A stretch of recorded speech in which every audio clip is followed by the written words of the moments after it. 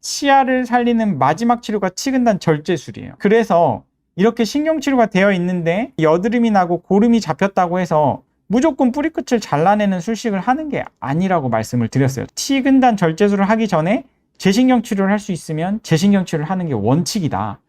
근데 재신경치료가 전문의 선생님이라고 무조건 잘하는 건 아니지만 보존과 전문이라는 그 영역에 신경치료가 들어가 있기 때문에, 그리고 이제 우리나라의 특수한 사정상 신경치료가 돈이 안 되는 치료예요. 여기를 열심히 하시는 경우가 많지 않다.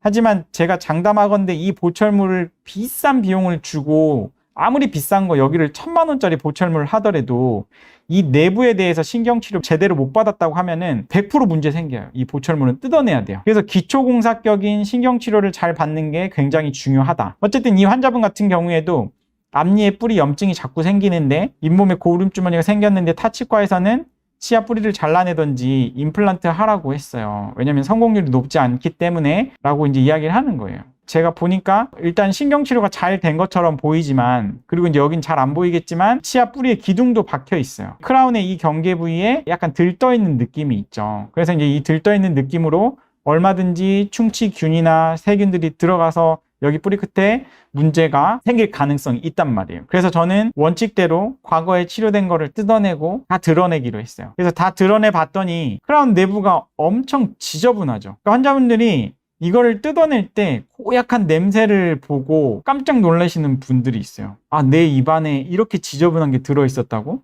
내 크라운 안이 이렇게 지저분하다고? 이렇게 말씀하시는 분들도 굉장히 많고, 고름 냄새, 약간 하수구 냄새거든요. 왜냐면 세균이 부패한 냄새이기 때문에. 그래서 이런 것들을 깨끗이 하는 과정을 해주는 거예요. 그리고 마찬가지로 여기에 이제 쐐기등이 이렇게 박혀 있는데 이 쐐기등을 갖다가 제거 안 된다고 하는 사람들이 많은데 제거를 잘 하면 돼요. 제거를 다 해주고 다시 이제 신경치료를 해준 거예요. 이제 3개에 대해서 신경치료를 해줬고, 보니까 이제 신경치료를 했는데 이제 여기가 이제 약간 이렇게 변색이 있어가지고 실활치 미백을 통해서 약간 이렇게 하얗게 하는 것도 해줬고, 그리고 여기는 치아가 너무 안 남아있었기 때문에 치아 기둥을 갖다 보강을 해준 거예요. 예를 들어서 이 정도면은 실은 뽑고 임플란트로 가도 무방한 치아기는 한데 이 환자분은 워낙 본인이 살리고자 하는 의지가 강했어요. 그리고 이제 이렇게 치아 뿌리가 없을 때 옆 치아에 묶어서 자꾸 크라운을 하는데, 저는 옆에서 묶어서 하는 거는 고민을 해봐야 돼요. 이게 안 좋고 흔들리고 안에서 부러졌을 때 옆 치아에 묶여 있으면 그거를 본인이 인지를 못하기 때문에 따로따로 떼서 치료를 하고, 나중에 혹시 이게 문제가 됐을 때 이거 한 개만 뭐 임플란트를 하든지 그런 식으로 대응하는 게 저는 훨씬 나은 것 같고, 이 환자분은 이제 여기를 갖다가 이제 염증은 몇 번 하니까 이제 고름이 없어졌어요. 항생제 먹고 없어진 것도 아니고 여기를 뭐 제가 긁어낸 것도 아닌데 잇몸이 깨끗해졌어요. 환자분이 느끼는 통증도 없어졌고, 이제 임시치아를 이렇게 이제 부착을 해줬는데 너무 안 예쁘잖아요. 이제 환자분이 이게 괜찮냐, 이렇게 마무리를 해도 되겠느냐라고 하니까, 아, 이거 딴 병원에서는 못한다고 했다.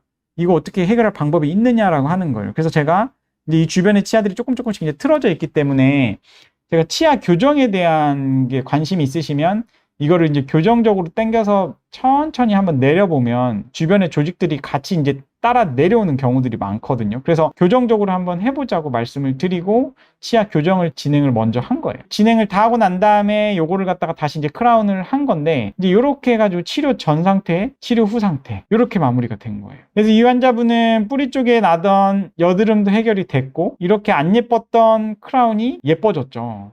물론 이제 한계점은 있었어요. 여기가 약간 이제 치아가 길어 보이고, 제가 이 치아랑 이 치아랑 워낙 레벨 차이가 많기 때문에 여기를 조금 이렇게 잇몸을 따내서 치아가 약간 긴 모양이 있지만 좌우 대칭을 갖다 최대한 맞춰주기 위해서 이렇게 했고, 전체적인 치아 미백을 통해서 치아를 밝게 하고 4개의 색깔을 가지런하게 잘 맞춰주니까, 그리고 여기는 크라운이 약간 축이 다 틀어져 있죠. 근데 이거를 갖다가 사람의 페이셜 미드라인, 전체 미드라인에 이렇게 맞춰가지고 크라운을 해주니까 이제 여성분이 너무 좋은 거죠. 아, 이렇게 될 줄 알았으면 진직 치료할 거리라고 된 거예요. 이 환자분은 치근단 절제술도 안 했고요, 임플란트도 안 했어요. 근데 이제 3년, 최근에 이제 5년까지도 오셨는데 잘 치유가 돼가지고 뿌리 끝에 아무 문제가 없이, 염증 재발 없이 이제 계속 오고 계신 분이에요. 치아가 이제 분리했기 때문에, 아까 여기는 이제 머리 부분이 없었기 때문에 제가 여기 기둥을 세운 거거든요. 그러니까 이런 경우에 이제 포스트 기둥을 세우는 거지 치아 뿌리가 짧다고 세우는 게 절대 아니라는 거죠. 그래서 이 환자분은 이제 너무 만족해서 계속 다니고 계신 거예요. 그래서 치료 전에 치근단 절제술을 하거나 임플란트 하라고 말씀하셨는데 재신경 치료를 통해서 아직까지도 잘 쓰고 있다. 이렇게 이제 정리를 할 수 있을 것 같고, 여기서 정리를 해볼 내용은 치근단 절제술을 함부로 하지 말아라. 오늘 주제가 치근단 절제술이지만 치근단 절제술이 정말 좋은 술식이지만 재신경 치료로 다시 해서 할 수 있다 그러면 치아 뿌리 끝을 잘라내는 건 정말 최후의 보루로 내버려 둬라. 이렇게 말씀을 드리고 싶고요.